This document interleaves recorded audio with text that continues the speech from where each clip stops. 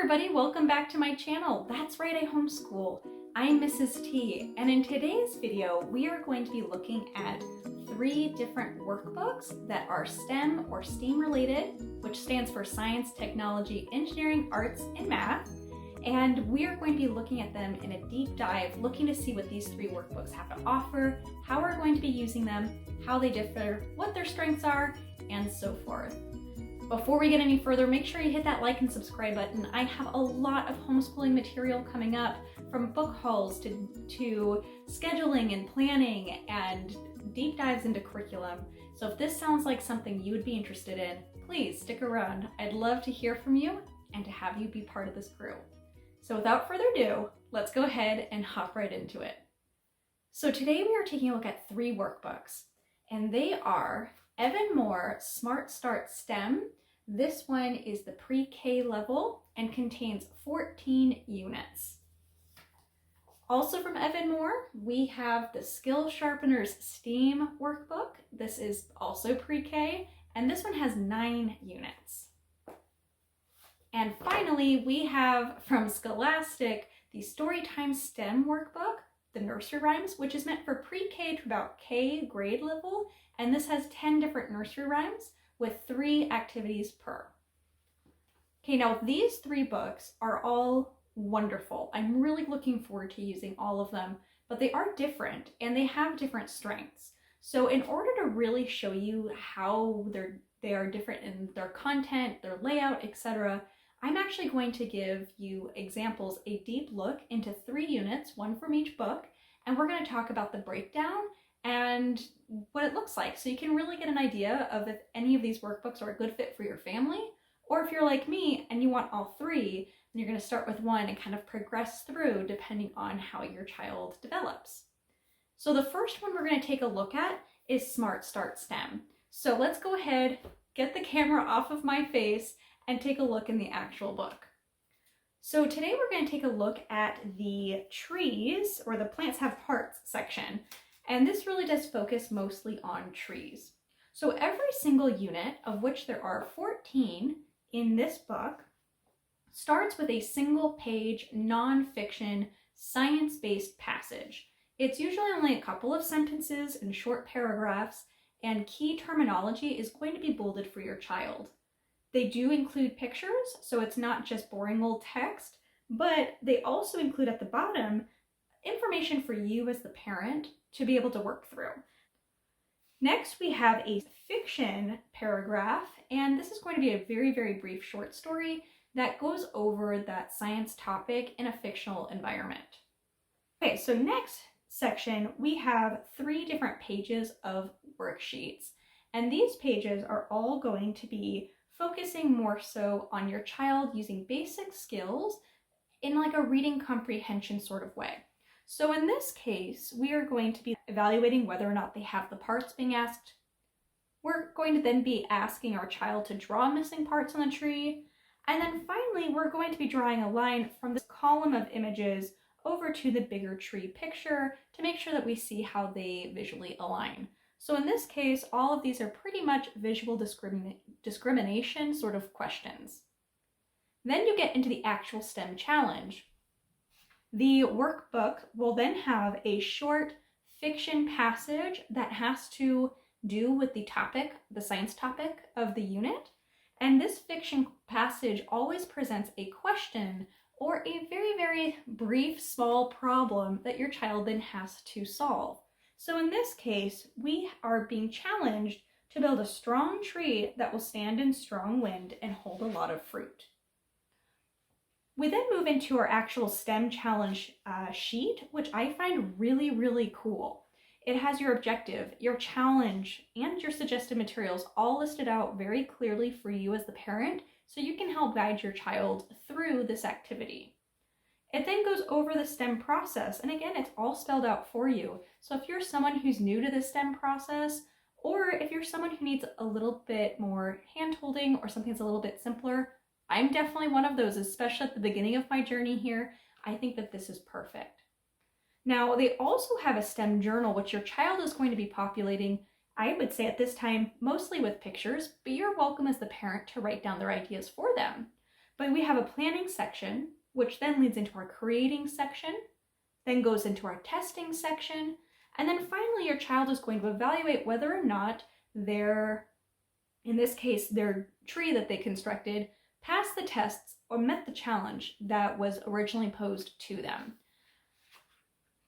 Okay, so as you can see, it's very straightforward. Again, it's science topic driven, and to me, it's a wonderful kickstart into that STEM process. Again, there are 14 units in this book. We are going to be doing 1 unit a week. So that means in about 14 weeks, we should be wrapping up this workbook. And in my mind, moving into the slightly upgraded or slightly more in-depth version, which is the Skill Sharpeners STEAM book. So let's go ahead and get into that one. So for a comparison, I tried to choose a similar topic to the last one. So we're going to be taking a look at trees again. The way that this book is laid out is very different. So first of all, there are only 9 units, and you'll notice we go in a lot more depth than we did in that first book. So first we're going to start with a little nonfiction sort of story. In this case, it's about birds in a tree. And at the bottom of here, you'll see that the tree is cut down and the birds have lost their home. Now, clearly, you guys, this book is going to be a little bit more serious than just going based on the science. So what makes Skill Sharpener STEAM shine in its own regard is the fact that it actually takes real-world problems, real-world issues, and it breaks it down into bite-sized chunks and allows your child to try to solve one of the problems being posed here. Now, this might not be for everybody. It is a little bit serious, and they do cover some serious topics, but it definitely is, like I was saying, it's a step up from the last book in maturity level and depth-wise. Anyway, back to the book.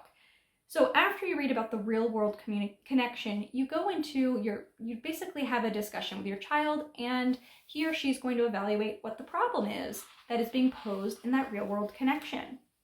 We then learn more about that problem, and this is usually a 2-page nonfiction passage that's filled with images, just like in that first STEM book. And again, this one's going to have a section to talk with your child, so it's going to give you as the parent some ideas on how you can expand upon the information in that book. After this is where you're going to start noticing some big differences. We have an art connection. This is, in other words, project number 1. Your child is going to be given very specific materials and very specific steps to follow in order to create something artistic. After that, we move into our science connection, and this is going to be a worksheet very similar to those 3 pages we saw in the first STEM book. It's very simple, but there's going to be a typical worksheet, classic worksheet style, where your child can apply some of the knowledge he or she has learned in a series of questions, whether it be like a visual discrimination, evaluation, or so forth. We now have a math connection. And in this example, we see that we are going to be applying shapes that we learn in math and preschool and evaluating how trees have different shapes. We then have our technology connection, and this is not talking about like computers, cell phones, things like that. This is talking about technology as tools. So in this example, we're learning a little bit about gardening tools and what they do and what their purpose is. We then go into our engineering connection, and like the art connection, this is going to be another hands-on project, so project number 2, where your child is given a set of listed materials as well as a set of steps to follow, and he or she will go through and construct something. In this case, we're building a little tree house for your toys. We then do a career spotlight, and this is going to show a career that is typically involved in solving whatever problem is being posed in this unit. So in this case, a gardener who plants things and makes things grow. So your child will learn a little bit about different careers, which I think is really interesting and can springboard a lot of really cool conversations. And field trips, actually. I'll also have you know, I feel like they could really springboard some good field trips. And then finally, you're going to get into your STEAM activity. This is the big activity, which is typically more than just It's more than just a project. So in this particular one, we're going to actually be planting a tree and tracking that tree progress throughout the year. You can see it comes also with a design process, and this is supposed to guide you and your child through the process of the STEM project. So in this case, you're asking your child questions about basically why you're doing it. What's the good of trees? You're then going to imagine how we can solve the problem, plan solving the problem, create it, and then you're going to evaluate your results and eventually improve your the way that you handle something. So for example, if your plant ends up dying in this regard, maybe you can improve it by actually watering it. Good example. So as you can see, the Smart Start STEM and the Skill Sharpener STEM are very different, and they have different strengths. And I think if I start with that Smart Start and move into Skill Sharpeners, it will be a good transition. I think it would have been overwhelming if we started with Skill Sharpeners, however. Okay, the last book that we're going to talk about, I'm really excited about because it's very unique and very different than those other two, and that's that Scholastic, the Storytime STEM Nursery Rhymes book. Now this one, go ahead and flip you around again. We are going to be taking a look at one of the nursery rhymes we're covering, which is Mary, Mary, Quite Contrary. So this one, what we're doing instead of looking at a science-driven problem, or let me rephrase that, instead of looking at a science-driven STEM unit or a world problem-driven unit, this is a literary-driven unit. So you'll be learning a little bit, you'll learn a nursery rhyme, in this case, Mary, Mary, Quite Contrary, and then you will be introduced as the parent to the topic and kind of give you an overview of what you're going to dive into with that nursery rhyme. So in this case, you're going to get 3 activities, and the first activity is going to be building a garden cart. Now, where you'll notice this is very different than the Evan-Moor books is that the directions for this is to gather materials you need. It's very simple, and the materials that they list are a lot of different materials. That's not because you need a lot of materials. It's actually meant as a list of suggestions that you and your child could implement if you needed a little bit of, we'll say, inspiration. So if you're having a hard time figuring out, or if your child is having a hard time coming up with materials for building this garden cart, it helps you out by listing a bunch of materials for you. It then also comes with a worksheet sort of similar to that Smart Start STEM book, where your child will be able to draw their idea. Here they will list out or draw the materials that they need, and then they're going to evaluate if their garden cart in this example worked. Now there are 2 other activities that you will be doing with your child. One is examining seeds, and one is growing a garden. And both of them are going to be coming with worksheets. But I also want to point out that the seed examination does come with what they call a poster. It's just a single sheet in the back here that's black and white that will show you the inside of the seed. So when your child is dissecting the seed, they do have some material that they can reference to help them identify the different parts of that seed. Okay, you guys, that was it. Those are the 3 books. Again, at this point in time, we have already started working through our Smart Start STEM.